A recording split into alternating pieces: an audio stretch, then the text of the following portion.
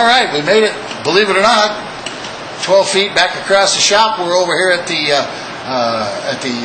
beloved Softail. I'm going to show you how this mounts on the frame. The stock Harley-Davidson Softail frame has got this bracket right here. All right, this is for nothing other than this slave cylinder for your rear brake system. All right, and if you'll notice, there's a little square. Again, it's a boss that's machined into the end of the cylinder, the slave cylinder. And if you look at the mounting bracket on the frame, if you can tighten up on that for me a little bit right there, you'll see that it is indeed square. Therefore, you have a supply nipple right here. We like those. We love nipples. All right.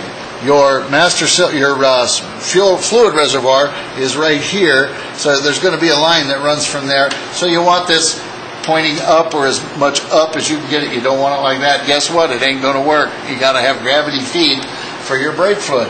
So you slide this in there, and it's going to sit at a little bit of an angle, but that's perfectly all right, because that's how the whole thing was planned. All right. Then you got a lock washer. Okay. If you look, there's a little. Again, there's a little groove right there in the bracket on the frame. All right, the lock washer has a little tab that fits into that groove. So this guy slides on there. All right, lock washer goes on, and then we have what I affectionately call a BFN that goes on the outside. That's a big fucking nut, and this holds the whole works in place.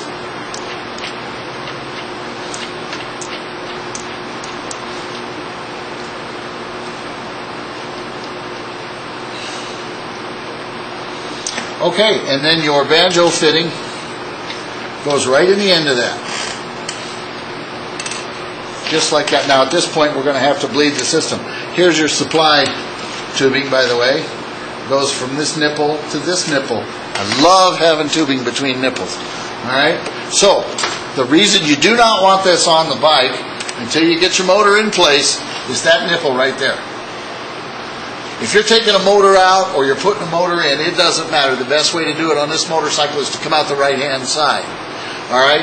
If you've got this sitting here, the first thing that happens when your motor reaches the end of these mounts, okay, this rear mount, it's going to want to drop. And it'll drop just far enough to shear that nipple off right at the barrel. And then you have to do what? Go get a new barrel. All right? Or a whole new master cylinder. Barrel is really all you need if you can get one. All right, they're not cheap.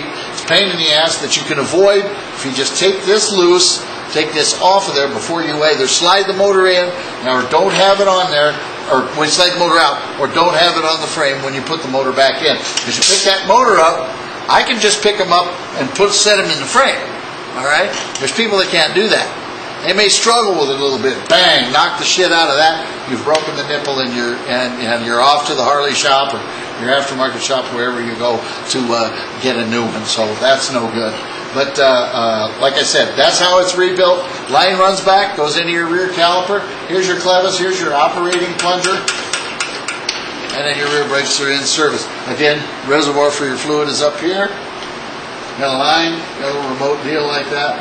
Works good. I got no problem with it at all. Works just fine. So, there you have it. That's Equipment Shed for this week. If you have any questions, as usual, if you think I did something wrong, or you don't like the way I did something, or whatever, anything you want to say. If you want to say, hey, nice job, Trash, send me an email, trash@kickstarttv.com. Trash@kickstarttv.com with anything at all. Questions, gripes, like I said, anything at all. If you want to compliment me, if you want to say I'm fucked up, whatever you'd like to say, please don't hesitate. I'd love to hear from you. If you have questions about anything else I talked about in the system, if I can answer your question, I sure will. So once again, thanks for watching Equipment Shed tonight on Kickstart TV, and we're going to be back in just a few minutes. So don't go away. We'll see you in just a little bit.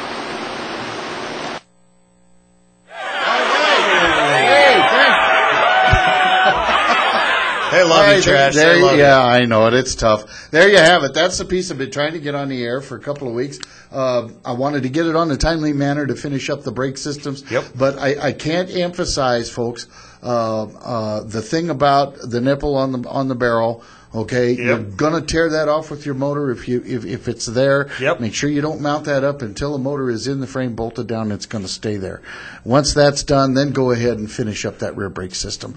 There's a lot of stuff. I mean, when you're actually looking at building from the frame and up, there's a lot of stuff that you can knock off moving a motor in. Absolutely. I mean, basically, you want to keep that frame pretty much stripped out and everything away from there until that's in there. You know, well, it's like I said in the piece. You know, I can pick a motor up and set it in the frame. A lot of people can't do that. I've seen him do it, ladies and gentlemen. He did it in my last bike. They're going to struggle with it. You know, they're going to knock around. You know, and it can get ugly. So you have to take care with that. Yep. And the other thing is on these damn snap rings, use a little patience. Make sure you have the right tools. If you don't have the right tools to do them, you're going to tear them up, and then it becomes a huge pain in the ass. You're just hitting on something that happens all the time. I think it happens to everybody in every garage.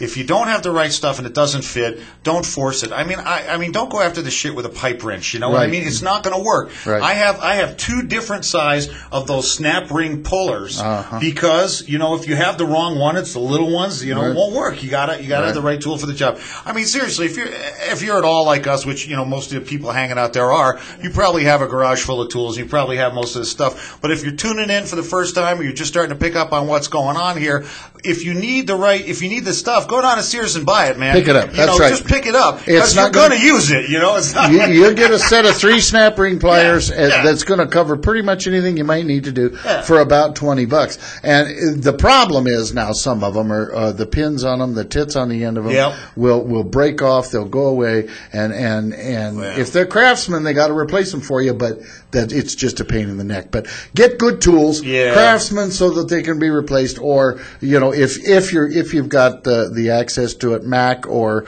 Snap-on. Those are all good. Snap-on, the best tools you can Now, buy. obviously, there are some manufacturers and some tool places that sell really heavily discounted tools. You know what you're buying there. It's junk. It's junk, man. It's Taiwanese junk. Don't buy it. Don't buy junk. It'll snap. You'll be on something, you'll be torquing something down, and it's going to go pow. You'll go buy some all-trade, or 3/8 drive ratchet, and the damn thing thing lasts you a week. And if you'd have spent an extra $5 more at Sears, just a few fossils more, and you're going to save yourself a lot of grief. And I know it's really, hey, we got, Fat Bob says, trash. What if your master reservoir is on your forwards? Good question. Is on your forwards. Controls. As far as, are you asking about mounting it before you put your motor in? I believe that's what he's asking. Have a look at it and see. You can tell by eyeballing the damn thing if it's going to be in the way of sliding your motor in the frame. You also know what your capability is as far as can you pick that motor up and set it in there. Without banging it around. So have a look at it, evaluate it before you get to the point of no return. And then there's the other part, whereas if you're using forward controls, if you've got extended forward controls, you're not going to have any issues because they're probably sticking out 3 inches from the frame, so it's not a big deal. You got a lot and I got on one of my old Softail, I'm running 3-inch out forward controls. That reservoir is like stuck out like that. It's like stuck out like nipples on a cold day, man. I mean, it's way out there. Absolutely. Anyway, we're going to take a quick break, folks. We'll be right back. We got nothing but bikes and chat. What do we got in the chat room? What's happening over there? Oh my God, we got so many people in the chat room. I want to shout out to GMA Harley. That's the redheaded Harley babe who was out there. Oh boy. We've been having these conversations. We know redheads are nothing but trouble, but we love you anyway. You can catch her over on MySpace. There's pictures of her up there. Captain Caveman, Bobber, Indonesian Rider, Grumpy, Shaky Rider, Fat Bob, Bobber, Little John. The whole gang's here. I mean, it's like a freaking party in this chat room. GMA Harley. Let's go back to this. That's Grandma Harley. That's Grandma. Has she sent in her application for the winter ride with Trash? There is the winter ride with Trash. We all know about this. It's a big deal.